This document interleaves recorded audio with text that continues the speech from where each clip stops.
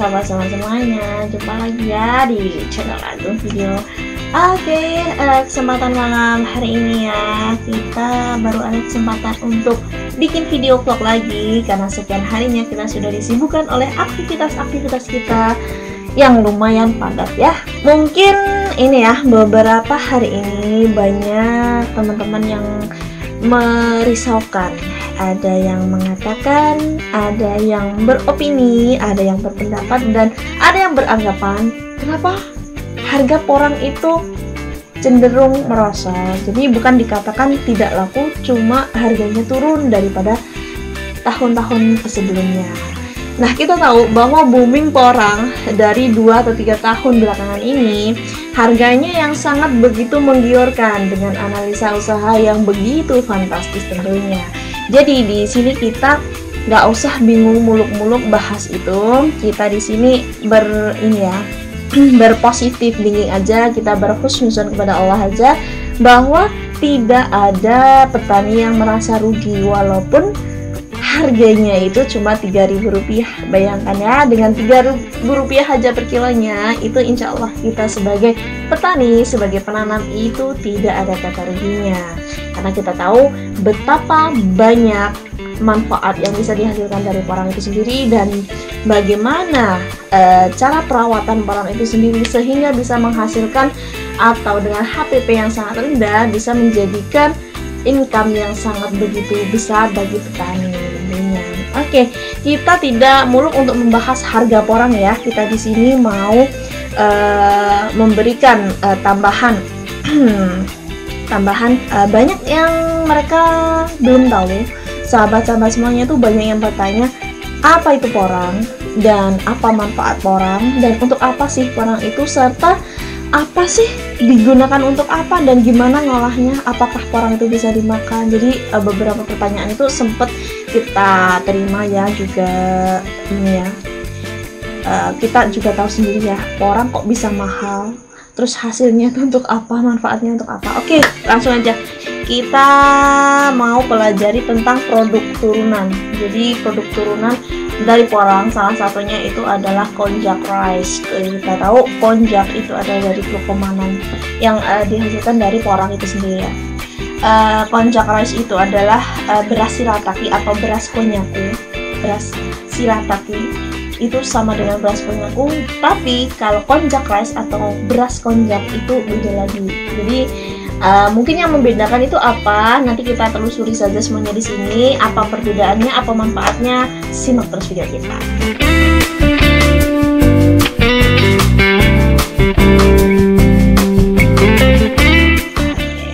Sebenarnya porang itu digunakan adalah untuk 80% untuk tambahan makanan. Jadi masyarakat Indonesia itu menjadikan beras atau nasi padi itu sebagai nasi atau bahan makanan pokok ya.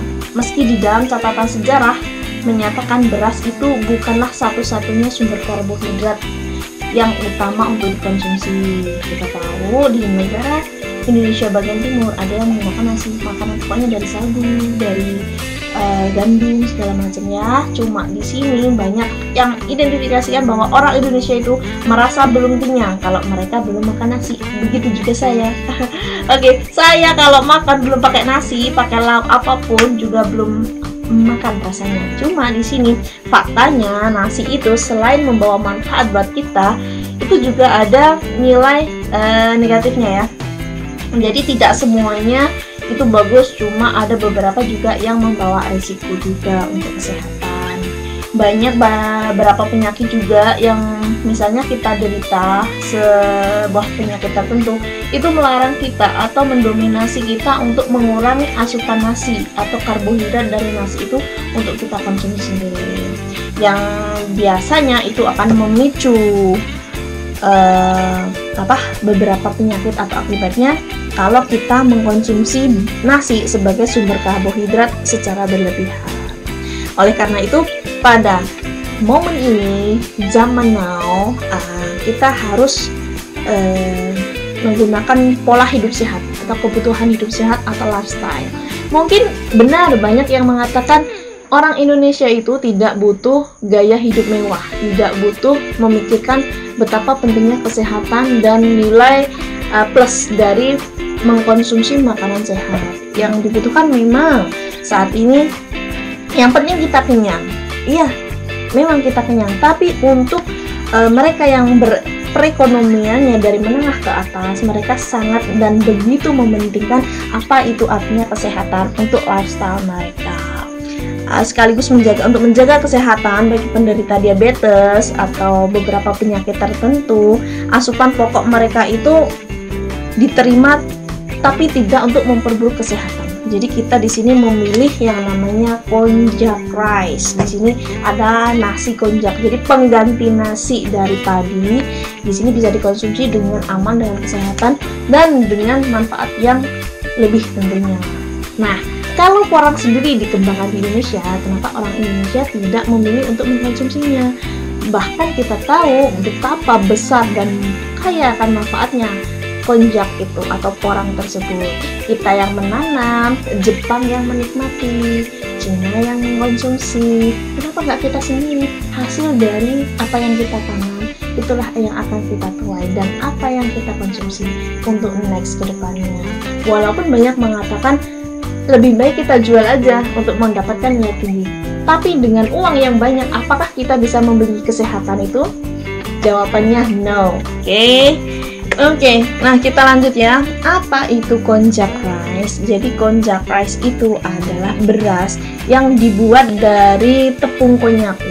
Jadi apa itu tepung konyaku? Jadi tepung konyaku itu adalah tepung yang diperoleh dari akar tanaman konyaku atau umbi konjac atau porang itu sendiri. Jadi sebenarnya konjac dan porang itu beda, teman-teman. Jadi kalau di Cina konjac itu merupakan dari penggabungan dari umbi akar. Jadi kalau di Indonesia itu dikenal dengan porang sebenarnya. Cuma memang porang juga mengandung glukomanan dan glukomanannya itu lebih tinggi daripada konjac. Cuma di sini kita pahamnya kita porang itu adalah konjac, tapi sebenarnya realitasnya itu berbeda. Cuma sama-sama umbi-umbian, dia juga sama-sama mengandung dengan glukomanan itu sendiri. Nah, fungsinya konjac itu apa? Jadi tanaman yang terdiri dari akar bertepung yang disebut umbi porang tadi itu sangat tinggi akan serat makanan atau yang disebut dengan glukomanan tadi. Tanaman konjac mengandung sekitar 40% glukomanan yang digunakan sebagai suplemen makanan dan sebagai bahan tepung atau jelly yang berserat tinggi. Konjac sangat tinggi akan serat dengan hampir tidak ada kalori dan mengandung gluten atau ketan yang menjadikannya makanan diet yang cocok banget. Nah, cocok untuk siapa? Cocok untuk saya. Saya overweight ya, jadi obesitas. Teman-teman semuanya, kalau memang niat mau diet itu kita menjaga pola makan. Jadi menjaga pola makanan juga, kita juga menjaga apa yang kita konsumsi. Jadi tanpa harus berpuasa, tidak makan sama sekali itu kita bisa kurus, itu tidak. Itu justru akan merusak diri kita, justru akan merusak metabolisme tubuh kita, justru akan merusak beberapa organ-organ yang ada dan bekerja setiap harinya di tubuh kita. Jadi di sini kita hanya mengurangi asupan yang kita konsumsi dan mengganti konsumsi karbohidrat yang kita gunakan sebagai sumber suplemen dan energi. Seperti jus buah, selai, pasta, mie, dan macam-macam ya.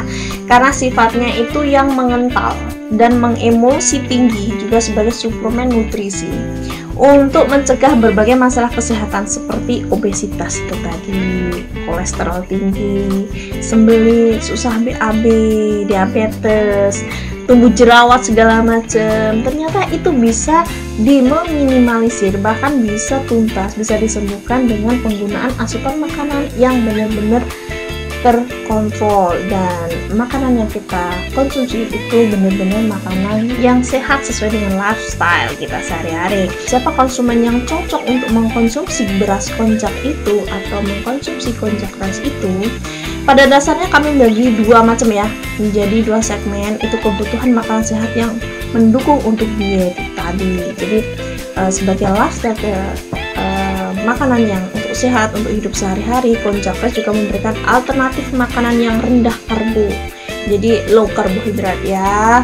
Karena rendah karbohidrat, rendah kalori, rendah gula, jadi cocok banget untuk penderita diabetes, untuk yang obesitas, yang punya masalah berat badan lah, overweight pokoknya. Dan rasanya yang mirip seperti nasi, namun tetap sehat dikonsumsi dan memiliki efek rasanya. Cocok untuk pola hidup yang sehat. Mantap pokoknya buat diet ya.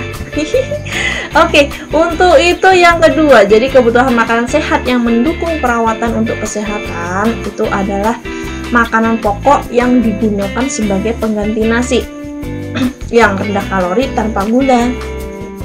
Di Indonesia, masyarakat menjadikan beras atau nasi itu sebagai makanan pokok, namun faktanya banyak yang membawa manfaat, banyak juga risikonya juga. Jadi penderita beberapa penyakit tertentu itu bisa menggunakan konjak keras itu sebagai pilihan yang tepat untuk mengganti nasi.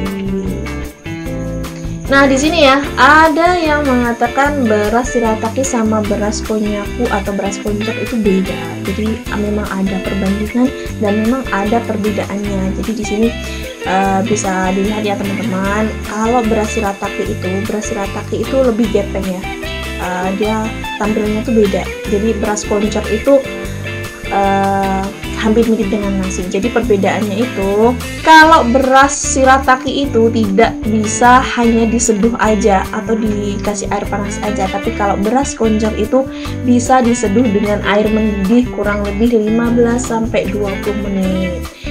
Dan yang kedua, komposisi utama dari beras shirataki itu adalah tepung tapioka, bukan konjac. Dan komposisi utama beras konjac itu adalah konjac itu sendiri. Kalau beras shirataki itu cenderung lengket satu sama lain apabila dibiarkan terlalu lama, tapi tidak untuk beras konjac. Dia tidak lengket meskipun dibiarkan lama atau tidak menjadi soggy. Nah, untuk yang keempat, waktu memasak itu lebih lama kalau untuk beras shirataki, karena 40 gram beras membutuhkan waktu 25 menit karena sampai bening untuk siap dikonsumsi. Kalau untuk beras konjac, waktu memasak itu lebih cepat. Jadi 40 gram itu membutuhkan waktu minimal 5 menit untuk pemasakan dan 15-20 menit untuk penyeduhan. Kalau beras shirataki itu bentuknya tidak mirip dengan nasi biasa, baik sebelum maupun sesudah dimasak. Tapi untuk beras konjac, bentuknya itu mirip dengan nasi biasa, yang baik sebelum ataupun sesudah dimasak tuh hasilnya tampilannya tuh sama. Kalau untuk kadar kalori, beras shirataki itu 100 gram nasi itu adalah 70 kcal based on nutrition fact table. Jadi kalau untuk beras konjac itu kalorinya di setiap 100 gram nasi itu adalah 75 kcal atau similar cooking condition with Ambiko ya, PT terbesar di Pasuruan ya. Jadi untuk asupan kalori dan nutrisi yang tersedia dalam porang itu nanti teman-teman semuanya bisa lihat di tabel ini ya. Jadi untuk beras shirataki itu sekian, kalau untuk beras konjac itu sekian. Dan tekstur setelah dimasak, kalau untuk beras shirataki itu lebih mirip jelly dan sedikit berbau anyir ya. Berbau anyir di sini itu adalah karena efek perebusan tapioka tersebut. Tapi untuk beras konjac, teksturnya itu lebih kenyal dan lebih mirip dengan nasi, mulai dari the taste of rasa atau baunya mirip nasi normal seperti biasanya. Nah, nanti teman-teman bisa men-scroll up lagi ya. Di sini kita ada beberapa artikel atau katalognya juga ya. Karena waktunya juga mepet ya. Bukannya mepet sih sebenarnya, takutnya teman-teman tuh bosen ya lihat ocehan seperti ini ya. Tapi sebenarnya saya senang banget untuk membaca, saya senang banget untuk mengeluarkan opini dan beberapa pendapat gitu. Jadi fakta kalori dan nutrisi beras konjac itu terbuat dari pengolahan umbi porang yang mempunyai kelebihan apa saja itu. Pertama, bebas gula dan bebas gluten atau ketan. Yang kedua, tinggi akan serat dan rendah kalori. Nah, di sini teman-teman bisa lihat ya. Oke, dari beberapa perbedaan, mulai dari manfaat segala macam, teman-teman bisa scroll up di sini, bisa juga mencari tambahan artikel-artikel untuk penunjang lainnya, termasuk dari beberapa di website.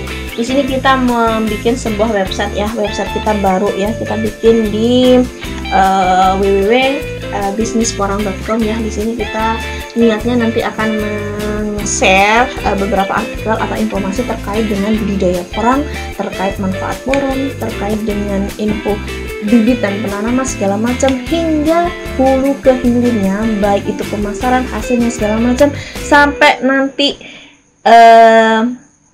makanan, jadi hilirnya, hulunya, jadi bisa sampai dikonsumsi itu seperti apa.